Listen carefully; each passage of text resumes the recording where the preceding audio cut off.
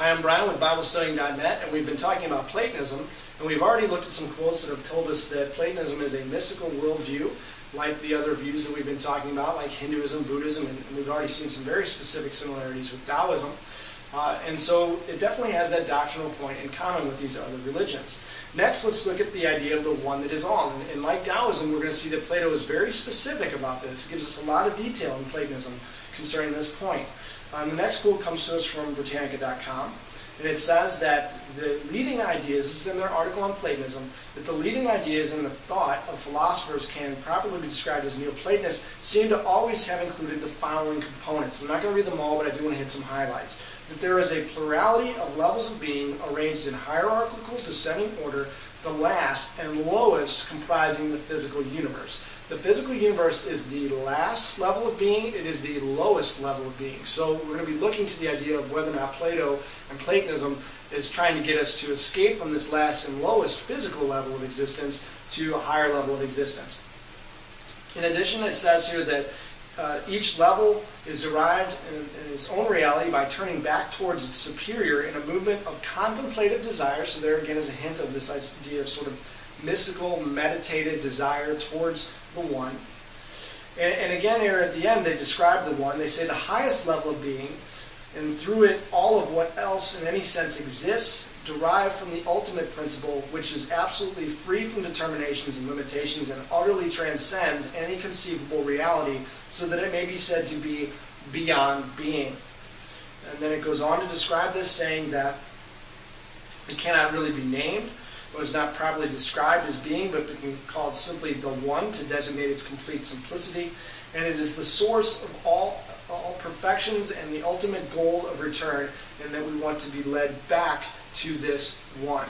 And so there is this idea that we are all existing because of a process of emanations from the one, that we want to go back to the one, that the one is nameless, that it's formless, it's beyond distinction, and that our goal ultimately is to go back to that and escape from this lower level of being that we see here in the physical universe. So definitely Platonism is showing very strongly it believes in the idea of the one that is all. Britannica describes this also in its article on pantheism.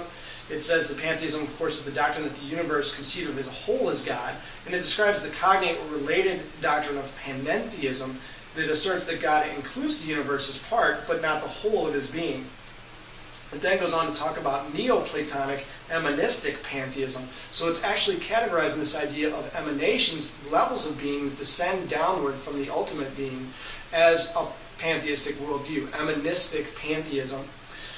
It goes on here to describe Hindu doctrines, and so this is interesting because this will allow us to sort of compare the two side by side. And it says in Hinduism, Brahman can be regarded as exclusive of the world and inclusive. So when we think of Hinduism, we know it's pantheistic, but there is a form or ideas within pantheism that although the entire universe is Brahman, that Brahman also is beyond the universe. So Brahman has the universe as part, but not the whole of his being in a panentheistic sense. And so there's definitely a relationship there. Both of them can be described, Platonism and Hinduism, in similar terms concerning their view of ultimate reality. Next we go on here to talk a little bit more from the same article in Britannica. It says that sometimes in the Hindu view, the manifest Brahman was regarded as an emanation from the unmanifest Brahman. So Hinduism also, it says, has emanistic pantheism thinking in it. And then finally, it says that Plato may also be viewed as a quasi-panentheist. And so there's really, when you look at Hinduism and Platonism and you compare it on this level of the one that is all, both of them can be described as pantheists or panentheists in some sense, because of their view of the one that is all, which is the source of all things, to which we must all return, and it's beyond any kind of restrictions and therefore permeates all of us. And so both of them having this very much in common, this idea of the one that is all. Lastly, the Columbia Encyclopedia on Neoplatonism says that the center of the order is the one and incomprehensible, all-sufficient unity of all things, very much pantheistic there. So how about the doctrine of reincarnation? Well, according to Britannica, and we've already seen this from earlier quotes, Plato in the 5th and 4th century BC believed in an immortal soul that participates in frequent incarnations. Very straightforward.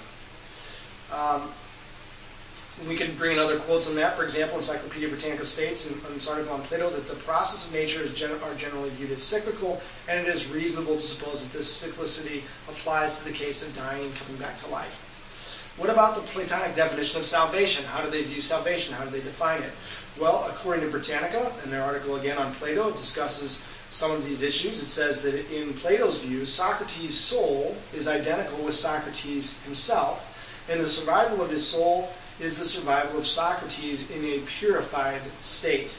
For his life has been spent trying to liberate the soul from dependence on the body. So the idea of the soul surviving after physical death as a liberation from its prison in the body. Very much similar language to what we've seen. It's not exactly identical. There's some moderation, but very similar to what we've seen in the Eastern religions of Hinduism, Buddhism, Taoism, for example. Lastly, the Columbia Encyclopedia talks about Plotinus, again that 3rd century AD revivalist of Plato.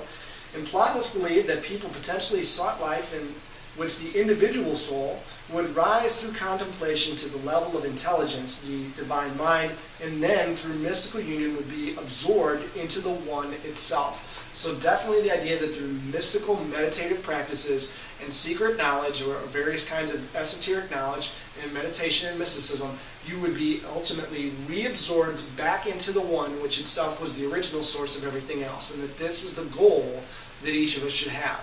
Identical in this regard to the Eastern religions that we've been looking at. Not a surprise then when we look at Gnosticism, which is essentially a combination or syncretistic expression of Platonism and using Christian terms, that's going to hold very similar concepts to this. In fact, when we talk about the Gnostics, we're also going to talk about the Mandaeans, because as Columbia Encyclopedia states, the Mandaeans are a small religious sect who maintains an ancient belief resembling that of Gnosticism and that of the Parsis or Zoroastrians. So there's good reason here to basically categorize Mandaeanism as a Gnostic sect, as all reference materials do. So what about these two worldviews, Gnosticism and Mandaeanism? What do they have to say on the mystical path to truth? Well, according to Britannica, Gnosticism is derived from the Greek word gnostikos, one who has gnosis or secret knowledge.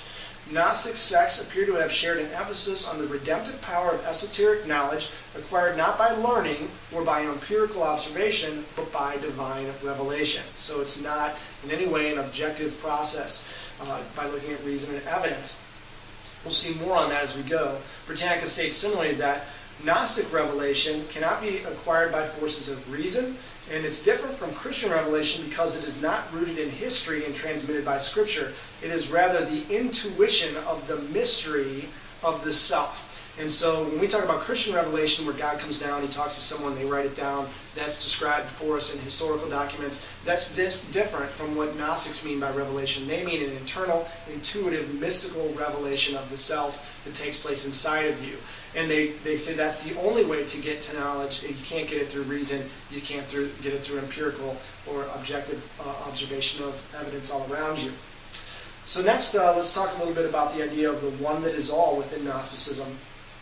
According to Britannica, in the Gnostic view, the unconscious self of man is consubstantial with the Godhead, but because of a tragic folly is thrown into a world that is completely alien to his real being, and through revelation from above, through mysticism, man becomes conscious of his origins, essence, and transcendent destiny. The destiny we have in Gnosticism is to transcend and go back to the one, to the Godhead with whom we are consubstantial. So we'll put this on pause for a second, and we'll come back and we'll talk about Gnosticism and Mandaeanism and the idea of reincarnation in the next video.